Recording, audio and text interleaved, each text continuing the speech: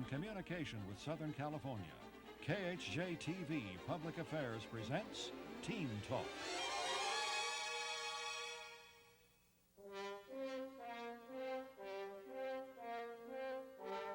Approximately 28 million Americans have phobias of varying degrees. The most common phobia is agoraphobia, the fear of open space. About 70% of all phobics are women. Studies indicate that phobic children usually have one phobic parent, and therefore phobias are a learned response. There is claustrophobia, the fear of confined space. There is acrophobia, the fear of heights. There is agoraphobia, the fear of the open spaces. And there is even phobophobia, the fear of having fears. I'm Joe Feinstein, and today on Teen Talk we're going to discuss all kinds of phobias and how they affect over 28 million people in some way or another. They're defined as an abnormal reaction in which the individual reacts uncontrollably with dread, terror, and panic. The person experiencing a phobic reaction knows intellectually that there is no realistic threat to his or her safety, but nevertheless is frightened beyond belief. Phobos has a Greek god who inspired terror and panic, and from his name do we derive the topic for today's panel discussion as we explore the world of phobias, their causes and cures. Welcome, panel. Welcome to Teen Talk. Tell me, what are some of the phobias that you're experiencing now, and how long have you lived with this? Vicki? Okay, well, my Teen Talk phobia on is Phobias, snake phobia, a panel discussion with host I'm Joe scared of Feinstein snakes, and I've several had it all my teenagers life, on the subject and of I conquered the phobia phobias. to the point where I can deal with snakes now, and I can't touch them, but I can keep it under control to the point where I don't have any panic attacks. Well, we don't see snakes all that much, in our day-by-day life. I mean, not too many of us are walking around and, picking up a snake and hello. But you really were frightened. We're going to talk about the extent of the fright in a little bit. Judy, tell us about your phobia. My phobia is agoraphobia, Mm-hmm. and started about a year ago, a little over a year. And I'm pretty much over the most tragic part of it, because I learned about what it was and I got to deal with it. What is agoraphobia for you? For me, it's just being just about scared to death about doing anything. It's really terrible anxiety. About going outside, you mean? For me, it was driving a car. That's where that was the first time I'd ever had it. I can see as you're talking to me, I mean, the fear is almost like mounting up inside of you as you're describing it to me. You're almost like living it this very second right now, aren't you? That was just about every time that I developed it was when I thought about it. It was when it Okay. happened. All right, we're going to come back to you and find out a little bit of how it's run your life. I want to get to introduce the rest of our panel. What about you, Vicki? What's your phobia? I have aquaphobia. Aquaphobia. Yes. What part of the water are you afraid of? Large bodies, oceans, different things like You that. won't go out and swim in the ocean? No, I will not go. Will you come to my pool and swim in my pool sometime? I only sit on the edge. You'll sit on the edge. Yeah. Even in the 3 feet water? That's as far as I go. I won't go as far as my knees will go. As I'll far just as your stand knees there go. and I'll be near the edge. And you'll hang on to the edge. Right on to the edge. Interesting. Lisa, what about you? I have a fear of heights, a fear of falling, and a fear of eyes. What do you mean by eyes? I get really panicky if somebody, say they have something stuck in their eye and they come up to me and they ask me, do I have something in my eye? I get really weak. And What will happen to you? I've passed out before from You it. have passed out. Really? It's been that traumatic to you? Okay. I can't handle it. I want to introduce our audience to Dr. Ronald Doctor, who is a clinical professor of psychology at Cal State Northridge and in private practice as a psychologist. Tell us, what is going on with these phobias that these young ladies are expressing? Well, first of all, you see a terrific fear reaction where the autonomic nervous system becomes so aroused that they begin to have a lot of symptoms. And if you ask them what they feel, they probably have a lot of shakiness and warmth all over and sweatiness and stomach hurts sometimes and heart pounds and things like that. I used to feel that way when I looked at any girlfriend. Well, the autonomic nervous system, see, is an arousal system in the body. So it is the fear system, but it's also any other emotion that you experience is through the autonomic nervous system. In the case of fear, it's a negative experience. And why that is, we don't exactly know. But the fear reaction then becomes attached to some specific object or event. And that connection is what you're dealing with in a phobia. When Vicki says she's overcoming her fear of snakes, what's really happening to you, Vicki? What has taken place? Okay, well, before, like, the thought of snakes, anything having to do with snakes, I mean, even a cat's tail or a worm, like, sent me through a panic attack. But now I was desensitized where I can get that arousal and, like, calm it down to the point where I can deal with the problem, relax myself, and get myself out of that type of situation without having a panic attack or fainting or reacting in such a manner that's totally inappropriate.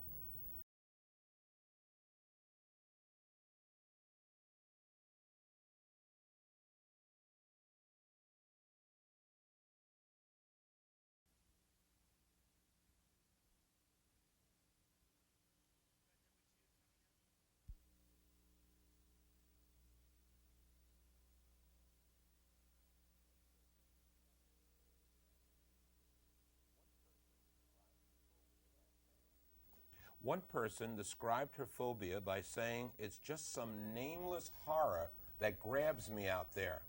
These descriptions of panic and terror are hard to imagine. What kinds of feelings do you experience, panel, when you think about your phobia? Judy. It's pretty scary. It's really scary. It starts out with my heart beating really fast, and it just goes, I start trembling all over, and my head starts spinning. It can go from a really chronic headache, a really bad headache. My nerves are shot, completely shot all over. And I'm disorientated. I have that feeling that just everything around me, it's too much. It's terrible.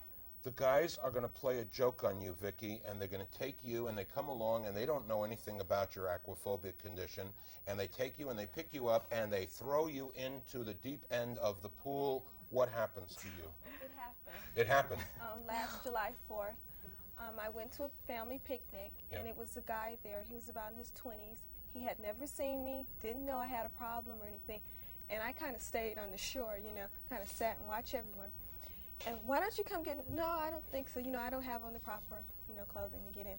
Well, anyway, he thought he would come and pick me up, which he did. He came and picked me up and threw me into the deep part of the lake. Yeah.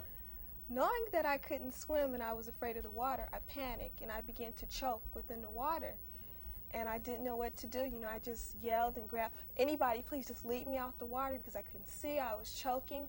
Took me out. I coughed and I was so upset. I just didn't know exactly what to do. If I could kill him, I could just, why did you do that? What did you do? Terrifying. What did you do as a final analysis? You found out you were dumped in the water. You found out that you survived. Was that enough to overcome some of that fear? No. No. No, it wasn't. I just said thank God that I was able to come out alive because no one seemed to want to help me because they thought I was just playing, but I wasn't playing.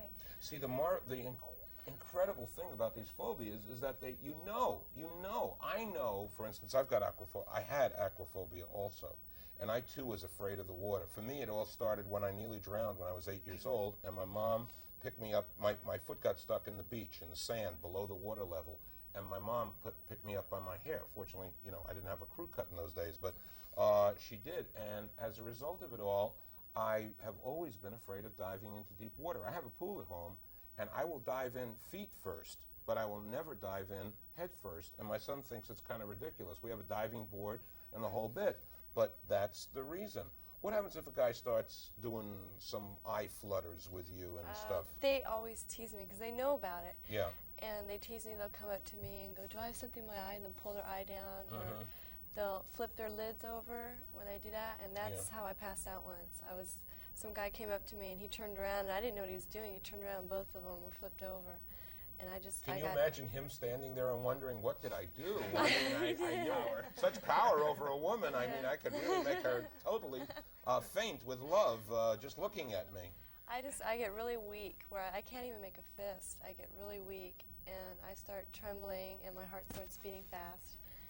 And I end up just getting really sick and sometimes I pass out from it. Or Well, to fall. what ends are you going to go to avoid your phobias? What are you going to do, Judy? You got to get into a car. Well, no, I have. I've over the past few months, I've dealt with it. I've done some self-hypnosis, deep relaxation meditation. I've just gone out and did it, and the feeling's still there, but I've just really, once I started finding out what it was when I could start helping myself. That was the only time. I still get that feeling. It's not just in cars. It's sometimes I have this feeling that I don't want to leave the house too, like something is coming up and I'm so nervous and my heart starts beating so fast I feel as if I'm going to faint or something. And it's hard to explain to somebody, well, I can't go out because, I'm scared to death to go out. That's hard to say. My heart's beating. I'm aware of how many people are really afraid of discussing this particular topic. It is really hard. We've had no problem finding certain young people for many of our different shows, some on homosexuality and on prostitution and so forth. There was no problem finding phobics, kids willing to express that they have these fears is almost impossible to find. People just don't want to talk about it. Is that what you discovered too? Yeah, it took me a long time whether or not to decide whether or not to come on the show, even when I had come over my phobia and I've dealt with it. Because if someone finds out that I have a phobia, they have such power over me. They could do literally anything to me because that's my vulnerable place. And I only saw a snake really once before I found out they had it because I wouldn't tell anyone. Not even my parents who I lived with. They didn't realize why I avoided the zoo, why I didn't turn on the television, why I never looked in the S encyclopedia, why I never took biology in school, and then I saw a snake and all of a sudden they started piecing things together about why all these things happened. And then that's when they said, maybe we should take you to a psychologist. But people have so much power over you when they find out about this, and so it's really hard to speak on your phobias, especially to people that you don't even know. This is the first time I've even told really anyone other than my family. Well, I'm glad you're telling everyone, including all of our viewers out there, because I want them to discover that this is not something so strange, something that 28 million people understand and know about, including moi, knows about that same feeling. You were relating to what she was saying, weren't you, Vicki? Right, I was. But, I just wouldn't say anything. And, so, well, I don't want to talk about it. Maybe I could be better if I would have just told them, well, I'm afraid of the water. But like she said, people make situations worse. Well, if she's afraid, okay, let's go dump her in. And, it really makes matters worse. So you really don't know what to do. And like she said, for a long time, my mother didn't know. I never told anyone. And like I said, I'm like her. I'm telling America, I have agoraphobia.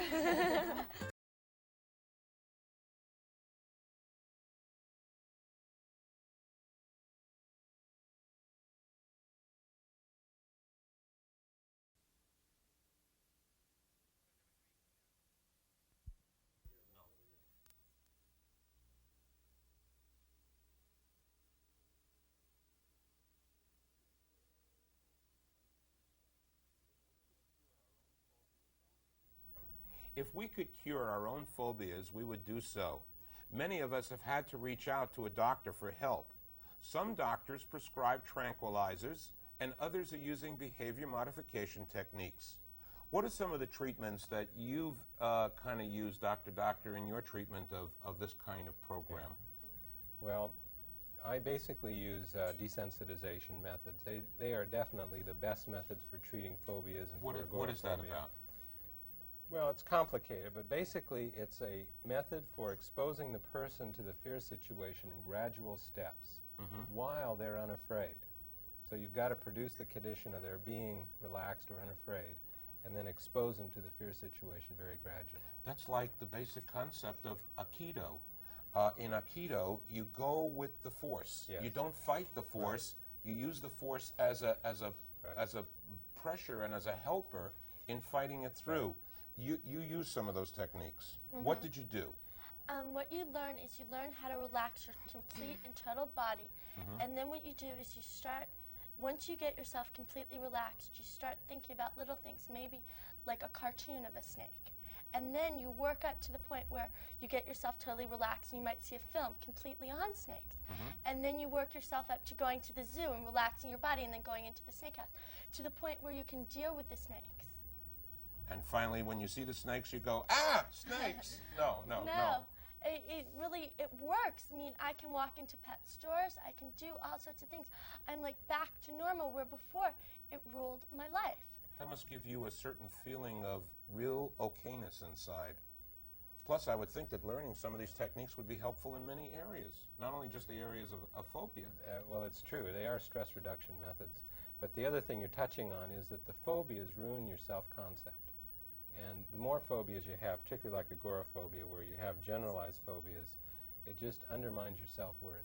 And so to deal with them makes you feel a lot better about yourself. Have you learned anything from your phobias, my panel, or has it always been and always will be a constant source of anxiety and frustration and terror? Vicki? I learned to stay out of the water. That's not the answer I was hoping to hear. You learn to stay out of the water. Right, but I mean, you try swimming lessons, and I'm still afraid, so I'm just going to stay away from crazy Well, the fact of people. the matter is I've overcome a large portion of that fear by really having and becoming used to the water and letting the water really be my friend. It's also the same way I felt about dogs. I was very frightened of dogs all my life. Growing up in the Bronx, you get frightened of dogs because all they do is snarl and lunge for you. But now we've got Princess, and Princess is the most darling doggy in the whole world, and I put my hand in her mouth, and I'm not, my fingers are still there, and the whole thing really works out. You get to know something, and it makes you stronger when you overcome these fears. I'll stick to bathtubs. You'll stick to bathtubs. Yes. Oh, God, Vicki. Judy, what have you done about your cars and your agoraphobic? I've learned a lot. I did a lot of reading, and what I found is, when I first started getting into all this, when the agoraphobia first started, I went and I had all the doctors check me out. I had everything done to see a physical, and then finally I ruled everything out. And then I started going through a little bit of self-hypnosis. I learned deep relaxation through tapes, which reprogrammed your thinking from negative to positive thinking. And when I finally did start understanding what I had, it gave me, it let me begin to tell people. And once it was out in the open, that was when I started to get better. That was the only way. And then I could actually laugh about it. And laughing, it just helped me a lot. You are making so much sense about so many. This cuts across so many different lines. As a psychotherapist myself, one of the things that I've always learned is that you've got to bring the hidden stuff out of the closet into the fresh air. And as you bring these things out into the fresh air, you begin to understand things that you never really understood before. And then you can deal with something. Tell us a fast success story that you've had with some kid or some person that was working. Vicki's a success story. Vicki and I would go to pet stores, and we'd walk in and out and look at the snakes from a distance, get closer and closer.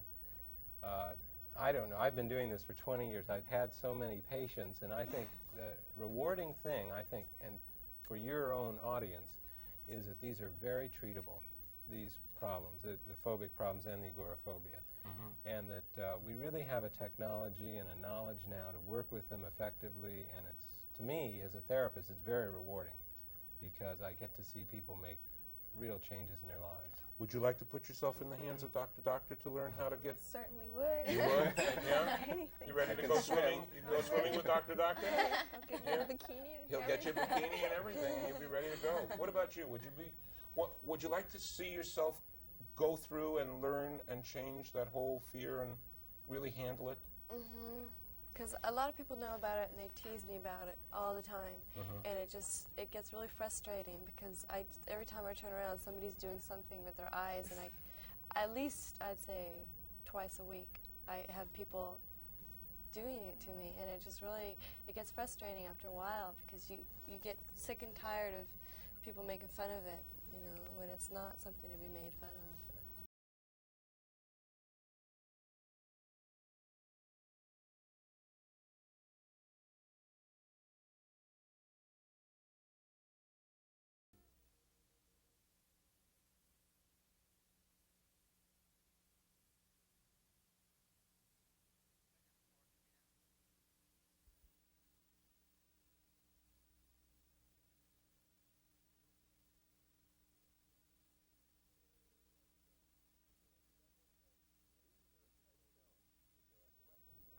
Research has shown that there are several ways to cope with simple phobias.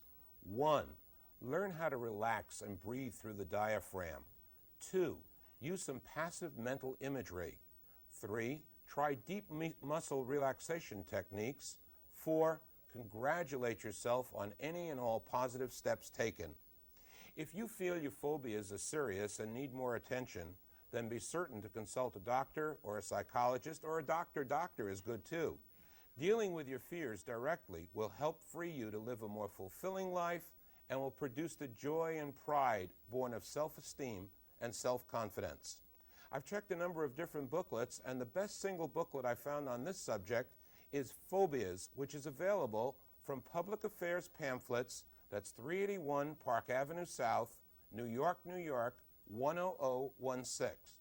Panel, you have been super sensational in providing the information, the ideas that are necessary, and I'm afraid that we've reached the end of our show, and that's my phobia, which I have to handle. Joe Feinstein for Teen Talk saying we will see you very soon.